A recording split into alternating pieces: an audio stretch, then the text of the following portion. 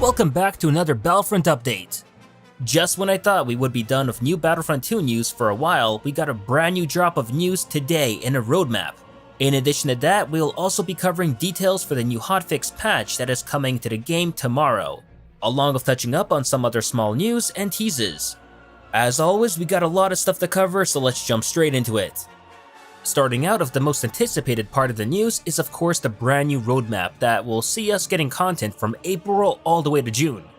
Now before we get into the roadmap itself, I just want to remind everyone that they should go into this with fairly tame expectations. Of course, some people may not like hearing about this, but trust me, you'll understand why soon. As if past roadmaps are anything to go off of, DICE usually go pretty minimal with these, or at the very least with the Battlefront 2 roadmaps. Anyways, the roadmap that was released today via the official Battlefront 2 website shows a total of 4 items for the next 3 months. 3 of those are brand new maps for the Capital Supremacy game mode, while the last one is about changes coming to heroes versus villains. And that one right there is more specifically called the Core Mechanics Rework, which will be arriving in May and will see the removal of the target system. Of course, based on the name alone, this won't be the only change coming to the mode, and we should be expecting quite a few more as well. Perhaps maybe making some more that'll make the mode even closer to that of the Heroes vs Villains game mode from Battlefront 2015, which a lot of people enjoyed far more than Battlefront 2's version. But this is without a doubt a positive sign for all the Heroes vs Villains players that their game mode is headed in the right direction. Now for the 3 new maps for Capital Supremacy themselves. Yeah, we're getting 3 new maps, one on April, May, and then June. But each of them will be part of an already existing Clone Wars map, most likely in the same vein as the Geonosis map for Capital Supremacy was. And by that I mean it was a heavily edited section of an already existing Galactic Assault map. And seeing as we're now getting 3 Clone Wars locations that are already in the game, this of course means that Kamino, Kashyyyk, and Naboo will be the next Capital Supremacy maps. Now the exact order of when each of these will be getting released is currently unknown, but considering we already knew of Naboo being data mined for quite some time, along with Benoit teasing the map last week, I think it's more than safe to say that Naboo will be the next Capital Supremacy map coming in April.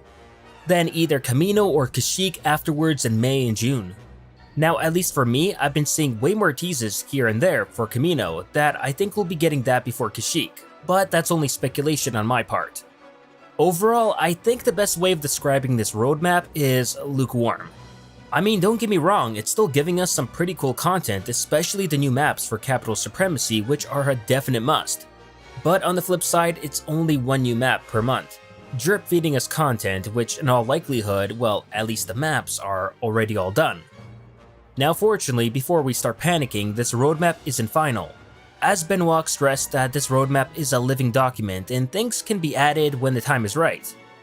A good example of this is the ARC Trooper and the Commando Droid along with the Infiltrator class that weren't originally on the roadmap before, but instead added in as last minute additions. So it's possible that we could have the same thing happen here again. Perhaps maybe like the Clone Commandos who were data mined recently, who knows. But as always, I recommend taming our expectations when it comes to new content coming to the game, especially seeing how small the team DICE have to work on the game is. Personally, as an original trilogy fan, I'd be lying if I said I wasn't at least a bit disappointed with this roadmap. And that's because we're getting nothing but Clone Wars maps for Capital Supremacy in the foreseeable future. When Ben was asked about the possibility of original trilogy or even sequel trilogy maps coming to Capital Supremacy, he replied with a pretty firm answer, stating that it's only a Clone Wars exclusive mode, at least for the time being. But with that said, I don't think we should lose all hope, as if anything, I think there is a chance we may start seeing original trilogy Capital Supremacy maps after June. And this is because we know DICE have been working on them behind the scenes, with the data mined Tatooine and leaked Yavin 4 maps. But in my opinion, I think DICE still hasn't finished these maps, unlike the Clone Wars maps, which are already done. So it makes sense why they're releasing those first. Release what you've got done now, and in the meantime work on the work in progress maps. And while Clone Wars fans may be happy with this news, I think the mode will get old pretty quickly if it remains exclusive to only one era. And hear me out, I'll explain why. Because while the ground levels may differ, the capital ship interiors will remain the same for every single map, no matter where you're playing. And Ben confirmed this as well, so it doesn't matter if you're playing on Geonosis, Naboo, Camino, or Kashyyyk, because as soon as you go up into the capital ship phase, then you're going to be playing the same exact Venator or Dreadnought map and objectives, time and time again. With original trilogy maps, then at least it would freshen things up, allowing us to not only play on original trilogy locations, but also fight aboard the interiors of a Star Destroyer and Mon Calamari cruiser, both of which already appear in the single-player campaign, mind you. Next up is the hotfix that is coming out tomorrow, which should not only fix the issue of getting into game lobbies or random crashes in Capital Supremacy, but should also include a few other small changes that we'll get into. Alright, first for Capital Supremacy, while it will take care of some of the annoying problems that came with the mode, this will unfortunately not be seeing the AI return to the game immediately. Instead, DICE said they'll be checking for stability within the mode after the update. So if anything, the AI could return on either Thursday or Friday at the latest. Next in the hotfix, Anakin Skywalker will be seeing some minor balancing changes, which will affect the damage and cooldown values of his abilities. DICE felt that Anakin, while being the chosen one, did need some minor changes in order to try and bring balance to the game. And I think these are fine, as they're only slight modifications. And let's be honest, he'll still remain the strongest hero in the game even with these changes, no problem. Lastly, there are quite a few other smaller changes coming within the hotfix, such as small fixes for Darth Maul's chokehold ability, Rey and Finn's abilities, but as well as some balancing tweaks for the Infiltrator class.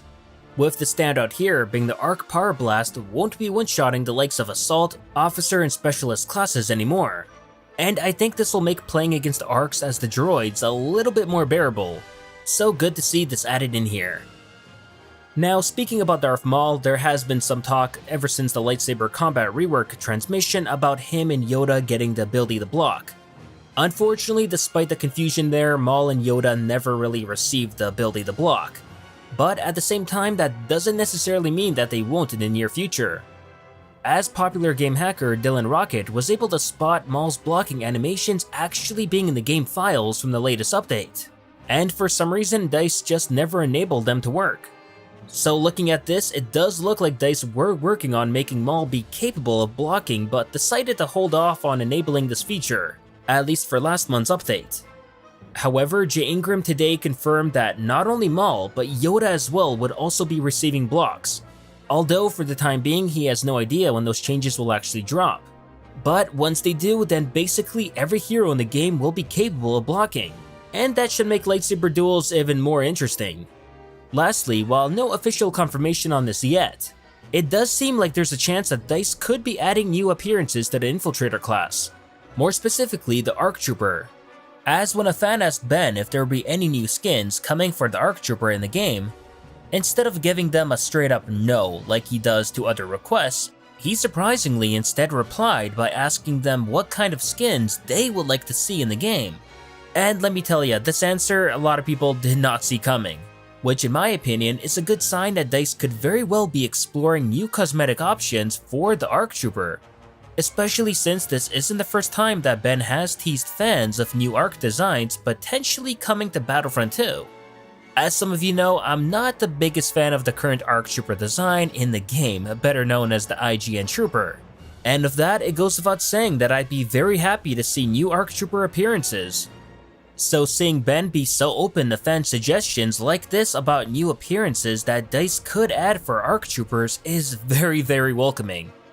Just like most fans, I wouldn't mind seeing DICE maybe add a Rex or even an Echo ARC Trooper appearance to the game, as I think it's safe to say that we won't be getting those characters added to the game as heroes anytime soon.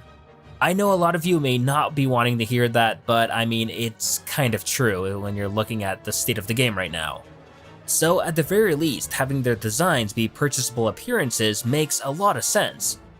Then again, there are so many other great ARC Trooper designs in the canon lore that DICE could really have a field day by adding them all into the game if they really wanted to. And dare I say it, maybe make some decent money by doing so in the process. Which is the main reason why DICE are so openly considering doing this in the first place. I mean, think about it, if DICE weren't in a position to make any money on this, then I highly doubt that Ben would even entertain the idea of new ARC skins in the first place. He'd just shoot the idea down the first chance he'd get. We saw not long ago just how much demand DICE got from the fans about getting more and better looking clone trooper appearances. And as we all know how that ended, we got exactly that. A little persistence goes a long way. If anything, don't be surprised for new ARC trooper appearances making their way to Battlefront 2 in the near future, especially if the fan demand for them keeps up like this. But that'll do it for this Battlefront update. As always, if you enjoyed this video, please like it, share it, and subscribe to the channel to not only support it, but keep up with Star Wars news, gaming, and canon lore released every week. And consider following me on Twitter and Facebook to never miss out on the latest Star Wars related content. Thanks for watching, and may the Force be with you.